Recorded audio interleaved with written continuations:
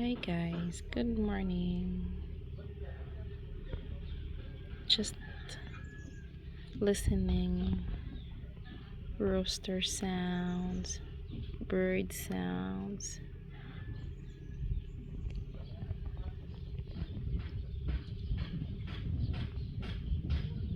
Carpenter sounds while nagpapahangin kami dito ni Dugyot. Yan. Diyan yung favorite spot niya pag nagtatambay ako dito sa dagat. Yan. Ganyan din siya. Sometimes pag walang magawa, ninangat-ngat niya yung lubid. While I'm staying here, ganyan din siya, papansin dyan lang sa tabi. Papansin or nagbabantay lang ba?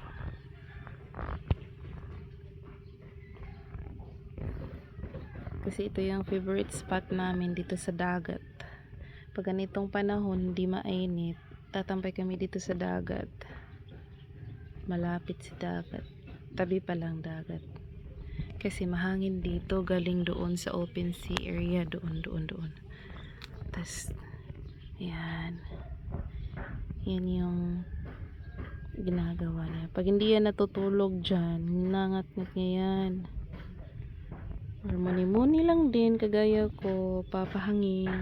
Nakikinig lang sa sino yung tatawag sa name niya, yun.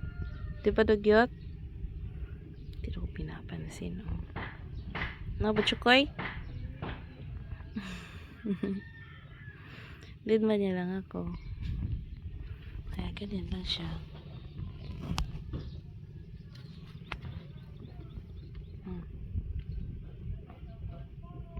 Tambantuloy. Arf na yun.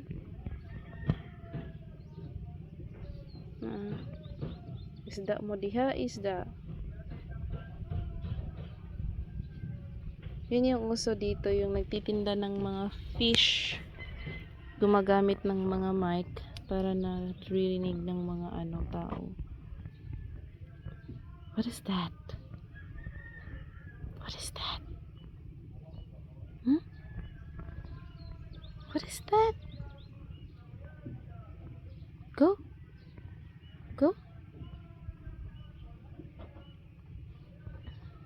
What is that? Tamban tuloy daw. You want to eat tamban? You want to eat tamban? Mahangin dito guys. Tingnan mo yung tainga ni tainga ni Dugyot. Gumagalaw-galaw sa hangin.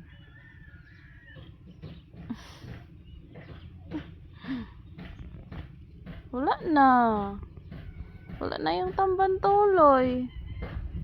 Umalis na yung tamban tuloy, be. Umalis na yung tamban tuloy, be.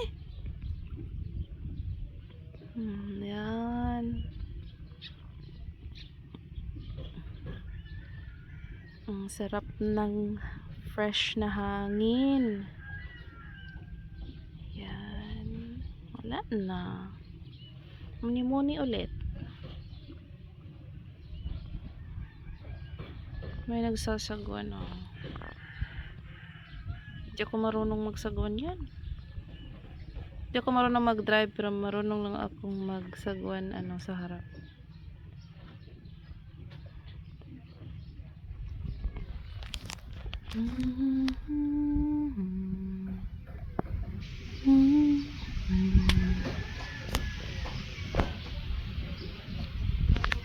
Alam nyo, dyan sa bundok na yan. Ano ba nakita? Di ba nakita?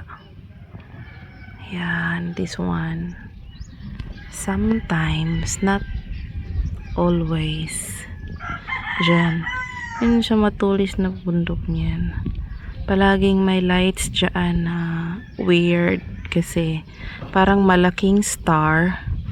Tapos naka-steady lang. Nung sanggabi, napansin ko.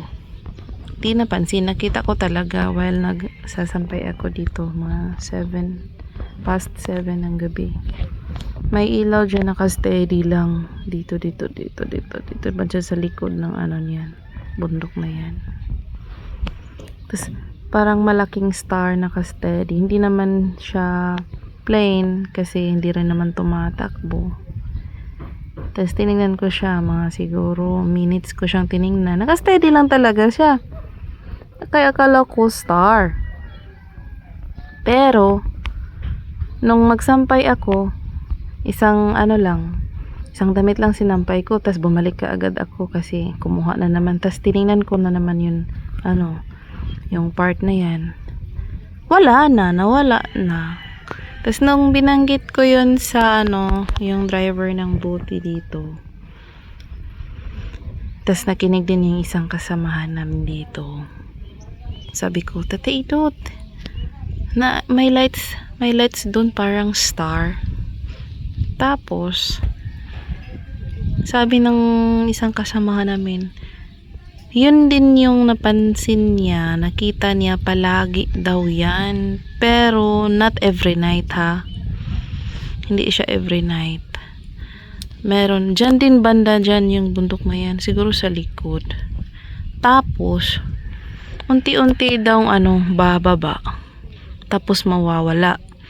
Minsan din daw, makita niya, unti-unti naman daw siyang pumapaitaas. Tas, mawawala. Tas, white yung lights niya. Ano kaya yun? Kasi yung bandang dito, yung tatay ko, pauwi siya doon. Doon siya pauwi. Doon. Doon dyan. Pauwi tatay ko dyan. Doon sa fish pan. Mga 2 o'clock in the morning. Tapos, may nakita siyang liwanag, isang malaki at dalawang sumusunod sa gilid.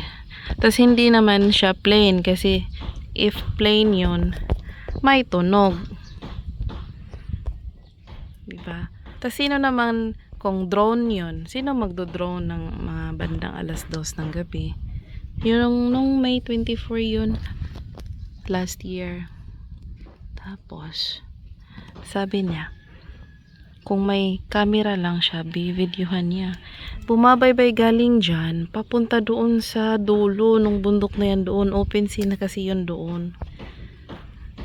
Tapos natakot siya. Kaya sinabi na ni nanay, may nakita siyang lights. Ano kayang meron dyan, no? Na, bakit may weird na lights? Hindi naman siguro siya airplane kasi walang tunog, hindi rin helicopter. Tas dyan lang talaga, dyan. Way back high school pa ako, first time kong tumira kasi dito. I'm 3rd year high school. 3rd year ako noon. Tas doon kami nakatira doon sa fish pan, yun binabantayan ni tatay. While nagchika-chika during night time, marami kami noon kasi maraming mga trabahante galing Cebu dito, nagda-dike sila. Yun bang pinapakyaw nila yung paggawa ng dike, pag-repair ng mga dikes. Tapos marami kami doon kasi yung iba bumibili, may tindahan pa kasi doon dati.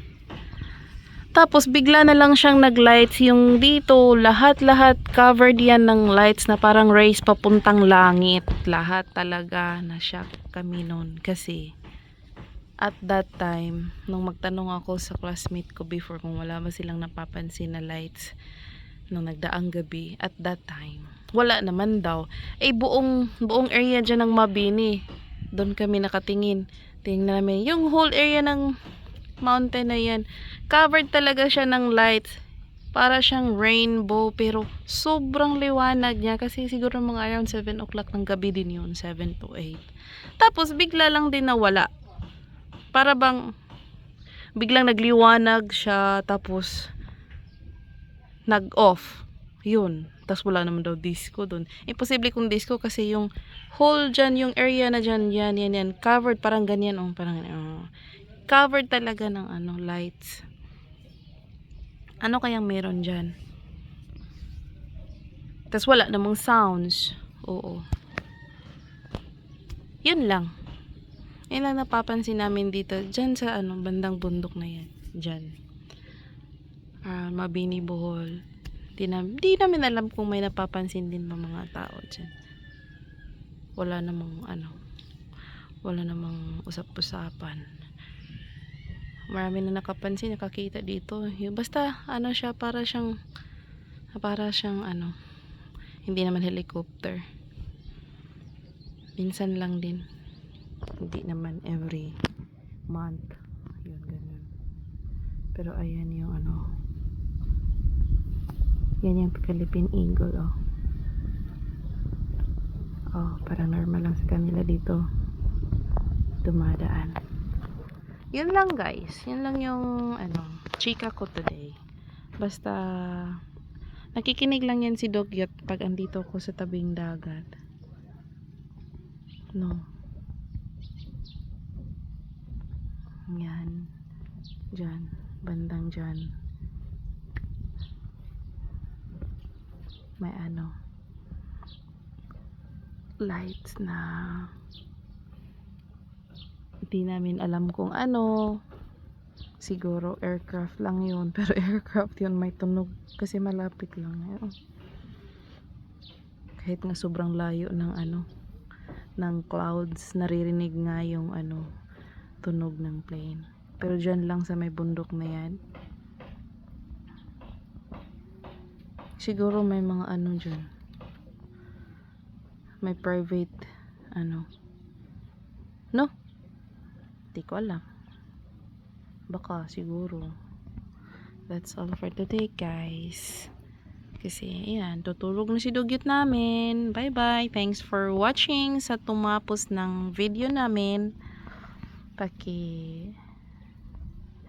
Likes naman, kahit hindi naman major interesting yung mga contents namin, pero I'm just trying to capture some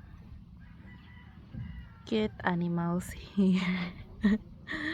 Birds, wala lang. I just like lang.